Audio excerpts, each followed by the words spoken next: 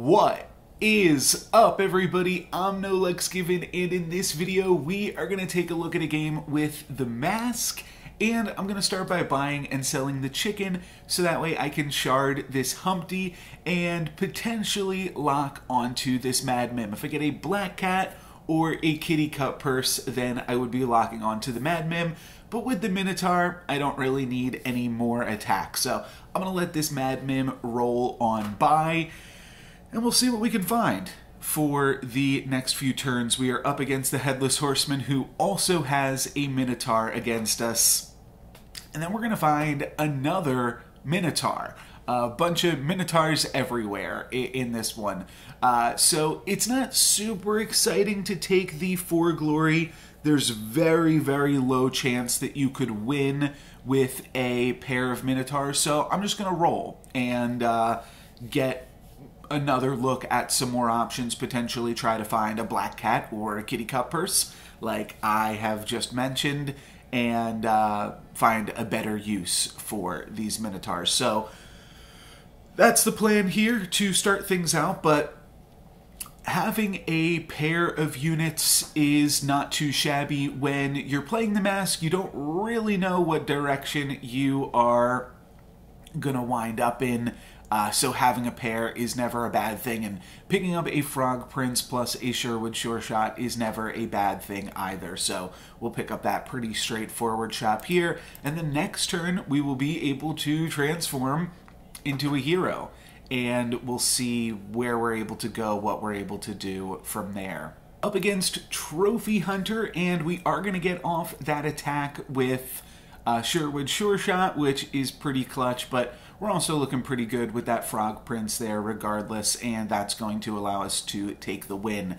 So, we definitely have some good options in the shop here. Queen of Hearts and then an Evil Witch, but let's go ahead and dream first. And I'm going to figure out, okay, we're probably going to dream again later, but also Horde Dragon is just so good, and I do have this pair already. Maybe we could find an early, like, Ancient Sarcophagus or something, and move pretty solidly into an evil composition. So that is kind of the idea with this one. Just kind of moving around my characters, trying to figure out how we're going to order this board before I purchase anything. And then I'm going to go ahead and pick up the chicken and the Queen of Hearts, and I'm going to lock the Evil Witch support unit for next turn. And yeah, I think this makes us pretty powerful. Queen of Hearts on 3.0 is always pretty strong, and we'll just be trying to pick up some more evil units to stay strong, and then try to find some treasures from there. Looks like this combat we are going to get away with after we take out my opponent's Minotaurs. The Mad Mims in the back are nothing too scary, plus we still have this Queen of Hearts that will be able to clean things up here regardless. So that's all looking great. This one is a little bit weird though, this combat, because if we roll, we won't be able to buy a 2-drop or a 3-drop, but we could buy a 2-drop. Kind of spoiled it there a little bit, but now we can grab a Minotaur and grab a tier 3 treasure. There is also, like, I want to cast this Queen of Hearts. I want to potentially use this free roll as well. And we can do that. If we sell the Golden Chicken and the Sherwood Sure Shot, we could pick up the Queen of Hearts additionally as well. So that's kind of what I'm eyeing up here. Minotaur as a combined unit is a little bit not super powerful, but it could work. And we're going to grab the treasure map, and that's going to get us into the bulk of what this video is about. This is a video... Oh, do I not sell the Sure Shot this turn? Oh, I sell the Frog. Oh, okay, that's a little bit surprising, but now I actually remember where this one goes. So I do kind of remember that, though I think it is an interesting choice, and then I'm not going to lock there. I'm going to try to find this Queen of Hearts or some other treasure. But this is going to be an Embiggening Stone game. An Embiggening Stone is one of the most powerful treasures in the game, probably with one of the lower pick rates in the game for treasures. And the reason for that is, once you are, it's a tier 6 treasure, and we're going to find it by completing this Queen of Hearts triple right now. And Embiggening Stone is tricky because it's so good while you're level 3, right? It's absolutely insane here. Look at the stats on these units in the shops. Like, we're definitely going to want to pick up this Sherwood Sure Shot. They're actually all great units to have +15/+15 on. So much that if we could, like, sell our whole board and just play Donkey, Mummy, Sure Shot, that would be enough to win the combat, and I would certainly do so. We are going to wind up selling 2 things here to pick up either the Mummy or the Donkey, but before I do that, I'm going to dream again. And I do feel like I have enough power with already having the Embiggening Stone that I want to see where I'm going to next. And we certainly could have stayed on Horde Dragon, but when we dream into Skip, that is just icing on the cake. We'll be able to take this Donkey and won't be able to use the free roll at this point, but we'll lock for the Mummy.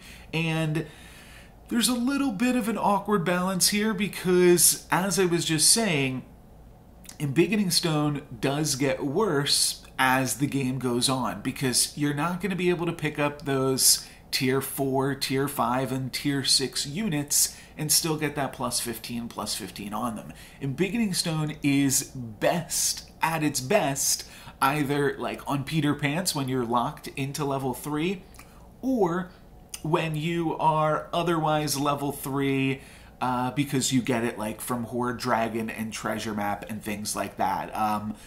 Commonly, you'll see it on Wonder Waddle, where you grab a treasure map and then a pair of blind mice. That can be an easy way to pick it up as we hit that Wonder Waddle for a bunch of damage. But from here, I'm just going to try to pick up some tier 3 units to make use of this Embiggening Stone.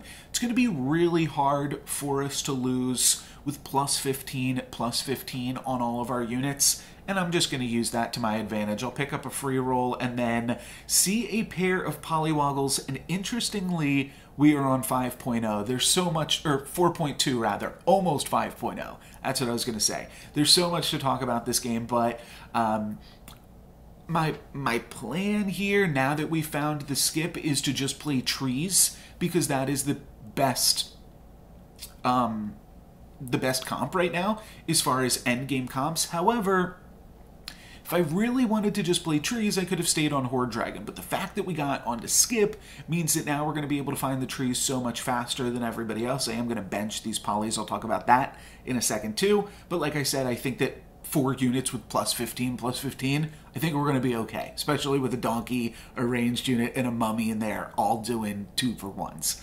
So that's all pretty fantastic stuff. But I think that we are now pretty strong, and that's the point, is that we have the strength, and I always say this, Storybook Brawl is about using your strength at some points in the game. Typically, if you can find some early on strength, using that strength to give you the time to transition into late game strength in unique and meaningful ways. It doesn't just mean scaling your existing board. Sometimes it can be pivoting to completely different comps. We can see my opponent does have 2 large units as well, but Mummy takes out 2-for-1, and then Donkey's just summoning stuff the whole time too. So wasn't really even that close of a combat. For this one, I will put the Polywoggles in now that we are on 5.0, and these 16/16 Polywoggles are going to be huge in terms of ability to slay again. Now they'll be able to slay and give us tier 6 units with +15/+15, so that's pretty great, and we are probably looking for trees. I am kind of eyeing up this Beauty's Influence here. It does seem like it could be kind of cute to make the Mummy into a good unit, and it'll get a little bit more stats from the Good Witch. And then we can play another Good Witch from there, so I think that that is a pretty reasonable pickup. I'll go ahead and do that.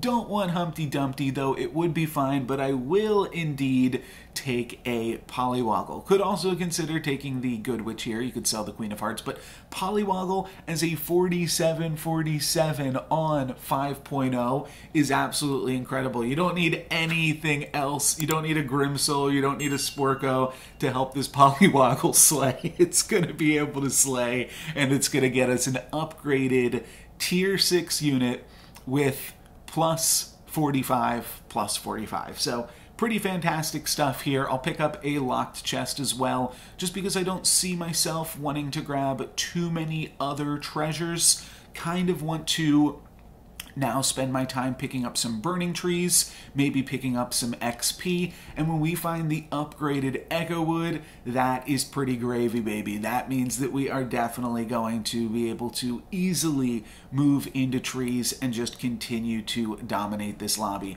I'll grab the tier 3 treasure from the Good Witch. That's not going to be anything too crazy, though Haunted Helm does work fine with trees. It's also kind of cute with Donkey. We could maybe use it in that capacity, though I'm probably just going to want to put Sure Shot in the first slot, though. Okay, I could see playing the Nutcracker, but everything else has plus 15, so I'd rather try to make use of that or find some trees, or, like I said, find some XP. So this Turkish Delight is going to be a great pickup now. Next turn, we are on 6.0, and we are just going to be able to continue to crush the lobby, and that is just the power of an early Embiggening Stone.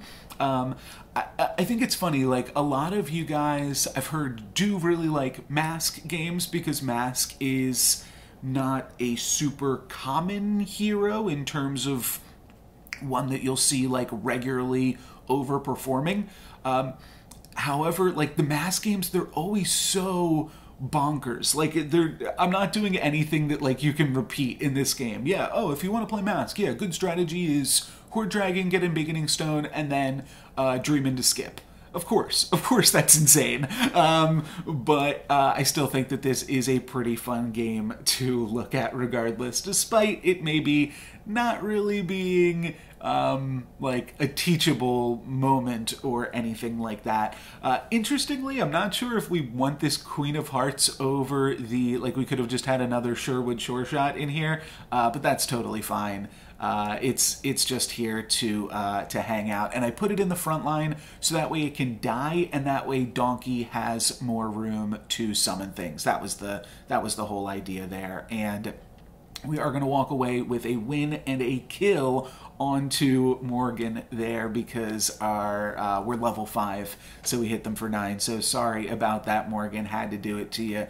I do think that the Heartwood Elder is pretty interesting. There is also True Love's Kiss, so we could switch the Echo Wood into something else, but I don't think I want to mess around with Heartwood Elder. I think I just want to find the main trees. Burning Tree, Ashwood Elm. You've heard me say it a bunch of times in other videos. And then I'll pick up a Golden Chicken almost as big as Jormungand here. Pretty hilarious. And continue to roll. And I believe, no, it is the next shop.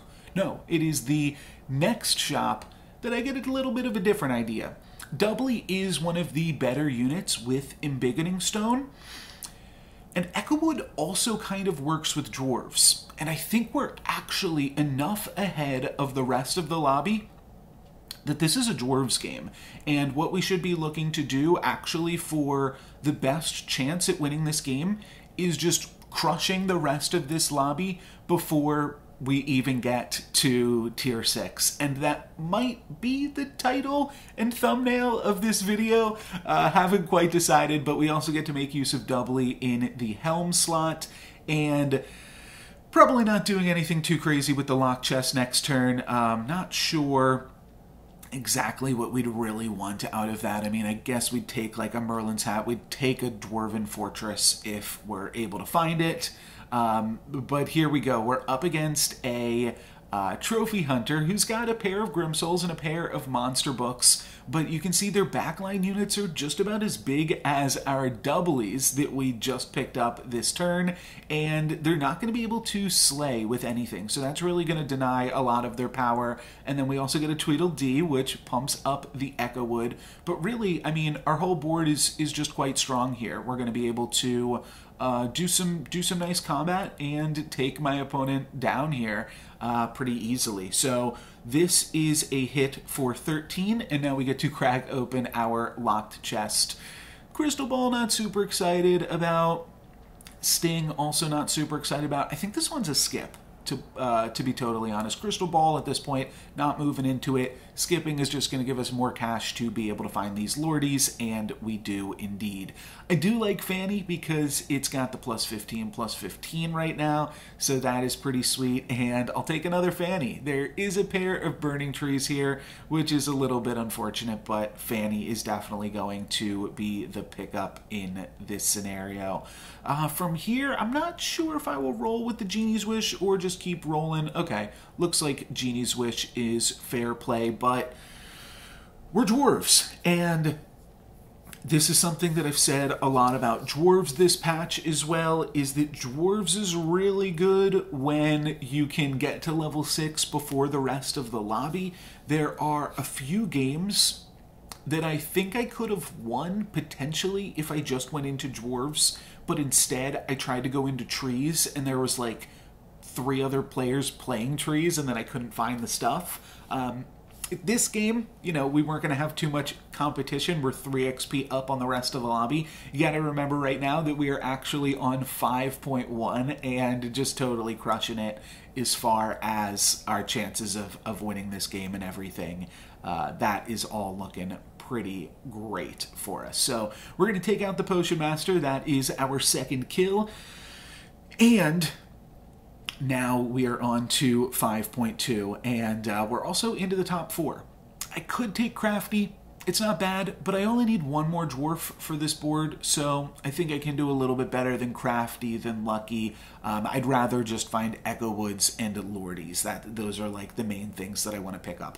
I don't hate Fannies, though, because of how they synergize with the doublies. Angry seems kind of expensive. It's also a smaller unit than Fanny, so that seems a little bit awkward there. I see the Golden Chicken, but then I also see the Echo Wood, so that's going to be pretty fantastic. We're definitely just going to be looking for more Lordies, really, at this point, and that'll be enough, actually, for this shop, because that Echo Wood makes us run out of cash. But yeah, I think that I've basically said everything that I have to say. It's really not a game that you can replicate in terms of how I got here, but I do think that it is a reasonable strategy to consider. I mean, Embiggening Stone with Lordy, or with Doubly rather, is a pretty straightforward thing. I decided to load up the turn timer here. That might also become part of the thumbnail, haven't quite decided. Because it was just so crazy to me that we are now about to be into the finals, and it is actually 6.0.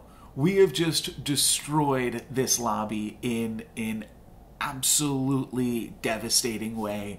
I think this might be one of the quickest wins that I've ever had. Potentially turn 13 win here into the finals is pretty incredible stuff. Pick up a Fanny, that is pretty nice. Not sure what type of treasure we'd like to take here. Probably just skip. Yeah, seems fine. We can skip, roll with the coin, and now look for another dwarf. And I don't think Angry is bad, but I think that there's other stuff that is better. So I'm going to keep on rolling, and I feel like even if I just find like a tier 2 dwarf, that might be okay. Like, I'd rather pick that up, but I still think I can do a little bit better. And honestly, I am a little bit surprised that I don't go for a Lucky there, but I am just I'm going to keep on rolling, try to find the other things that could be better for us. And one of the main reasons for that is we're at 35. I don't even think we're going to lose. I think that we're probably going to win regardless. If we take a look, if we can hang on to our Echo Wood in the front plus our back line, then we win and we kill my opponent. So I think there's like a pretty decent shot that we just wind up winning. However, we get a little bit awkward combat RNG there, means we are going to lose our Echo Wood, and we do lose a few of our other units here as well. Are still going to walk away with a win, but only hitting my opponent for 9 damage. So we are going to need to find just a little bit more. And if we just played one more dwarf, I think that we probably would have won this on 6.0, so that part is a little bit regrettable, but I wanted to see what other sweet stuff we could put together. I guess I'm debating the Shrink Me there. I think I was doing the math if I could upgrade the Lordy, but I'm going to wind up picking up another Fanny, and then picking up an Angry because my opponent was running the Ring of Meteors. So we'll actually be able to make use of my opponent's Ring of Meteors now that we have picked up an Angry. And if we had just picked up the Angry last turn, we definitely would have won this game on 6.0. So again, that part is a little bit regrettable, but here we are ready to win it now. Doubly will trade with a Rotten Applewood, and then we will be able to make much better use of our doubly. That'll be able to get rid of my opponent's, what was that? Was that a Burning Tree or was that something else? It doesn't matter. We've got a huge Echo Wood at this point.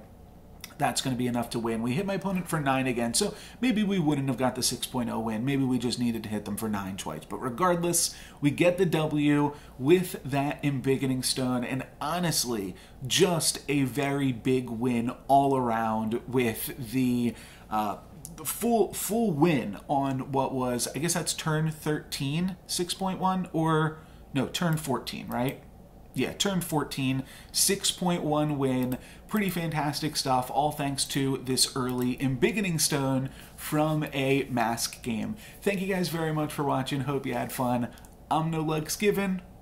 Peace.